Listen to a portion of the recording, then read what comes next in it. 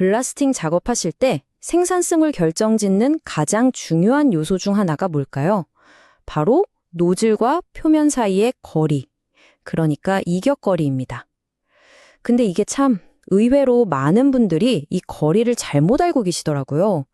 그래서 오늘은요, 이 간단해 보이는 거리 속에 어떤 물리학이 숨어 있는지, 그리고 어떻게 하면 생산성을 확 끌어올릴 수 있는지 그 비밀을 한번 제대로 알아보겠습니다. 자, 그럼 이런 생각 다들 해보셨을 거예요. 세게 쏘려면 무조건 가까이 대야지. 맞죠? 거의 뭐 블러스팅의 상식처럼 통하잖아요. 근데 정말 그럴까요? 과연 그게 최고의 효율을 내는 방법일까요? 바로 이 질문이 오늘 우리가 다룰 내용의 핵심입니다. 놀랍게도 물리법칙은 우리의 직관과는 전혀 다른 이야기를 합니다.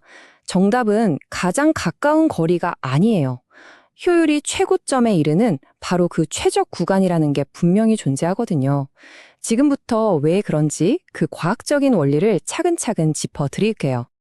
네, 이 최적 구간이라는 개념의 핵심에는 바로 입자가 어떻게 가속되는지에 대한 물리학이 자리 잡고 있습니다. 왜 최적의 거리가 존재하는지 그 근본적인 이유를 여기서부터 파헤쳐보죠. 자, 시작하기 전에 용어부터 딱 정리하고 갈게요. 여기서 말하는 이격거리, 영어로는 스탠드오프 디스턴스라고 하는데요. 이건 아주 간단합니다. 노즐 제일 끝에서부터 우리가 작업할 표면까지의 딱 그 직선 거리를 말하는 거예요. 정의는 간단하죠? 하지만 이 거리가 만들어내는 효과는 절대 간단하지가 않습니다. 자, 바로 이 부분이 오늘의 하이라이트입니다. 보통 다들 이렇게 생각하잖아요. 연마제 입자가 노즐을 떠나는 순간부터는 공기 저항 때문에 속도가 줄어들 거라고. 근데요, 실제로는 정반대 현상이 일어납니다. 입자들이 노즐을 빠져나온 직후 아주 짧은 구간 동안 오히려 속도가 더 빨라져요. 이걸 사후 가속 구간이라고 부릅니다. 이게 어떻게 가능하냐고요? 아주 강력한 순풍이 불어준다고 생각하면 쉽습니다. 노즐에서 뿜어져 나온 고속의 압축 공기가 있잖아요. 이 공기가 연마제 알갱이들보다 더 빨리 앞으로 튀어나가면서 마치 길을 뻥 뚫어주고 등 뒤에서 힘껏 밀어주는 역할을 하는 거죠. 그러니까 입자들은 이 공기 흐름에 편안하게 실려서 노즐 밖인데도 속도가 더 붙게 되는 겁니다. 자, 바로 여기서 우리가 항상 마주하는 딜레마, 바로 트레이드오프가 발생합니다. 보세요. 한쪽에서는 입자 속도가 최고치에 이르면서 한 점에 꽂히는 파괴력, 즉 충격 에너지가 극대화됩니다. 그런데 다른 한쪽을 보면 거리가 멀어질수록 분사되는 면적이 넓어지니까 한 번에 더 넓은 범위를 작업할 수 있죠. 그럼 뭘 선택해야 할까요? 최적의 이격거리라는 건 바로 이겁니다. 강력한 한방과 넓은 커버리지, 이 두 마리 토끼를 잡는 가장 효율적인 그 지점을 찾는 거죠. 방금 말씀드린 이 복잡한 관계를 아주 명쾌하게 보여주는 그래프가 있습니다. 바로 3단계 효율 곡선인데요. 이걸 보시면 이격 거리에 따라서 작업 효율이 어떻게 춤을 추는지 한눈에 파악할 수 있습니다. 이 곡선은 아주 뚜렷한 3가지 단계를 거칩니다.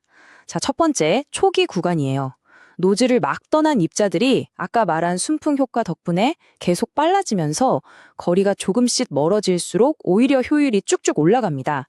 그러다 두 번째, 최적 구간에 딱 들어서면 입자 속도가 최고점에 도달하고 분사 면적과의 밸런스도 가장 이상적이게 되면서 효율이 정점을 찍자. 바로 여기입니다.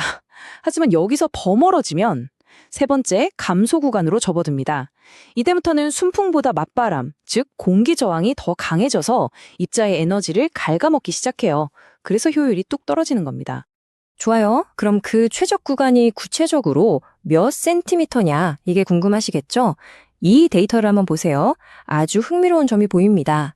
실험실에서 아주 정밀하게 측정을 하면 보시다시피 밀리미터 단위로 최저값이 나와요. 57에서 67mm, 아주 좁죠. 하지만 실제 현장에서 쓰는 산호표준, SSBC나 STG 같은 걸 보면 센티미터 단위로, 그것도 40에서 60cm처럼 훨씬 넓은 범위를 권장하거든요. 이게 뭘 의미할까요? 바로 이론과 현실의 차이죠. 현장의 여러 변수나 작업 편의성까지 고려한 아주 실용적인 가이드라인이라고 보시면 됩니다. 그러니까 핵심은 딱 이거예요.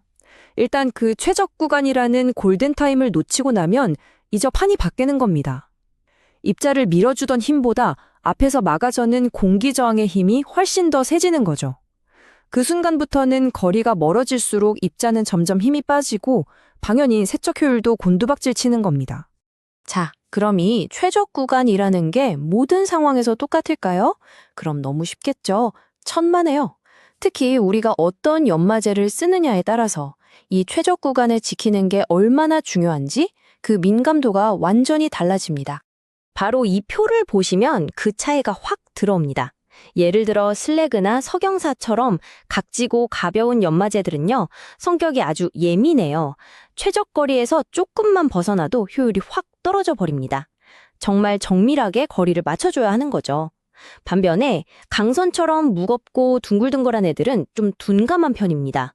거리가 좀 변해도 성능이 비교적 꾸준하게 나와요. 그러니까 작업 환경에 따라서 어떤 연마제를 쓸지 잘 골라야겠죠?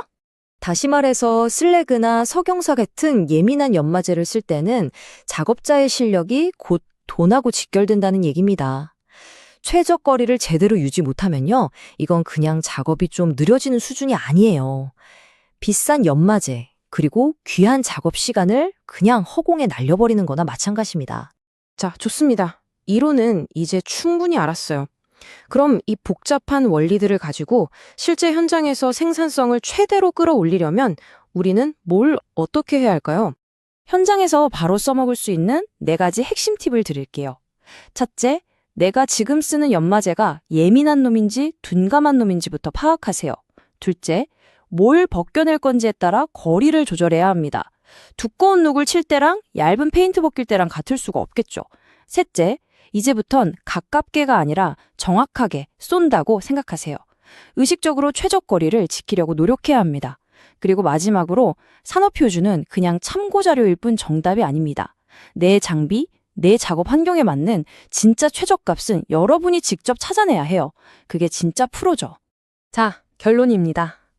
오늘 우리가 배운 이 모든 복잡한 물리학은 결국 이 하나의 강력한 공식으로 정리될 수 있습니다.